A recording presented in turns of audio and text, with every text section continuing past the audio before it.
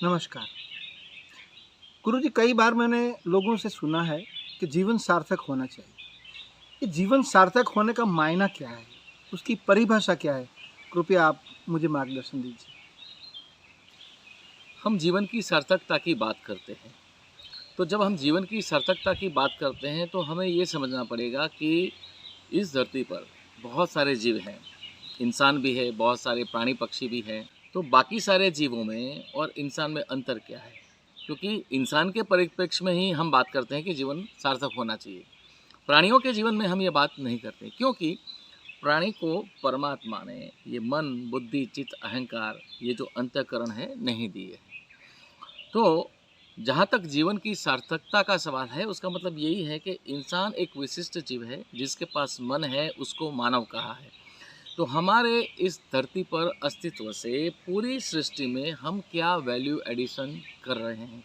क्या हमारी इस धरती पर उपस्थिति से किसी और जीव के जीवन में कुछ वैल्यू एडिशन हुआ?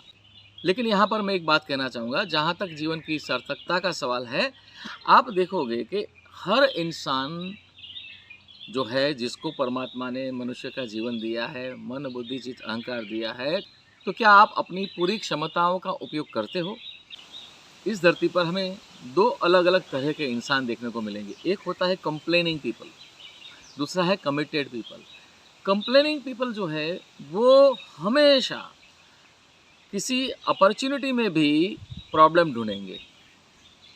वो अवसर को भी प्रॉब्लम के रूप में देखेंगे, अवसर में भी वो प्रॉब्लम को देखेंगे। लेकिन जो कमिटेड लोग हैं, वो प्रॉब्लम में भी अपॉर्चुनिटी की तलाश कर लेंगे। जो कंप्लेनिंग लोग होते हैं, वो हमेशा उनकी असफलताओं के लिए दूसरे लोगों को जिम्मेदार समझते हैं। वो उनके पास क्या चीज़ों की कमी है, उसकी शिकायत करते हैं। वो हमेशा ये कहते हैं कि अगर मेरे पास ये होता तो मैं ऐसा कर लेता, अगर उस फला फला इंसान ने मुझे ये सहयोग दिया होता तो मैं बहुत कुछ कामयाबी हासिल कर लेता। लेकिन वहीं जो कमिटेड इंसान होता है, वो उसके पास कुछ भी रिसोर्स नहीं होने के बावजूद भी वो रिसोर्स को जुटा लेता है, वो रिसोर्स को क्रिएट कर लेता है।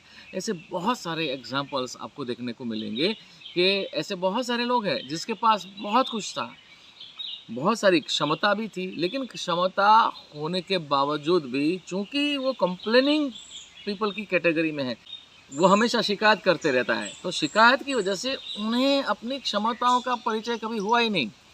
अगर वो कुछ समय के लिए शिकायत करना बंद करें, अपने भीतर झांक के देखें कि ये जो भी स्थिति है, जैसी भी स्थिति है, उस परिस्थिति में परमात्मा ने मुझे जो भी क्षमता दी है, उस क्षमता का मैं कैसे उपयोग कर सकता हूँ, उस पर अगर वो फोकस करे तो उसे जिस स्थिति को पहले प्रॉब्लम देखता था, वहीं उसको अपॉर्चुनिटी नज़र आएगी।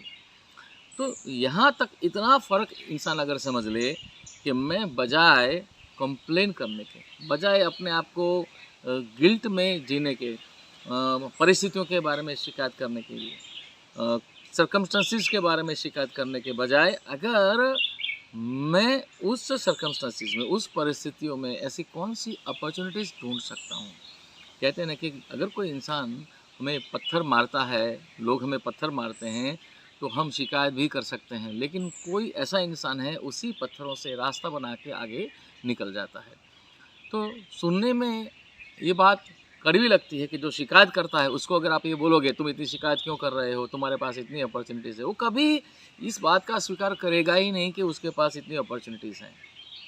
तो ऐसी बात आप किसी से बात करोगे तो उसे सुनने में ज़रूर कड़वी लगेगी, लेकिन सच बात है।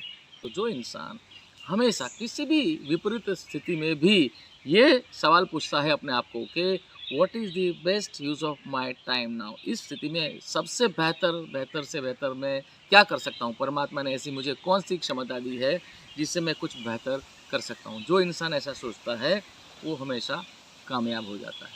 तो जो कंप्लेनिंग इंसान है उससे ये बात सुनने में ज़रूर कड़वी लगेगी, लेकिन सच है। तो जहाँ तक जीवन की सार्थकता का सवाल है, मेरी अपनी जो व्याख्या है वो ये है कि इंसान अपनी क्षमताओं का पूर्ण रूप से उपयोग करे दूसरे लोगों के जीवन में वैल्यू एडिशन के लिए, तभी जीवन को सार्थक समझा जाएगा। धन्यवाद गुरुजी। धन्यवाद।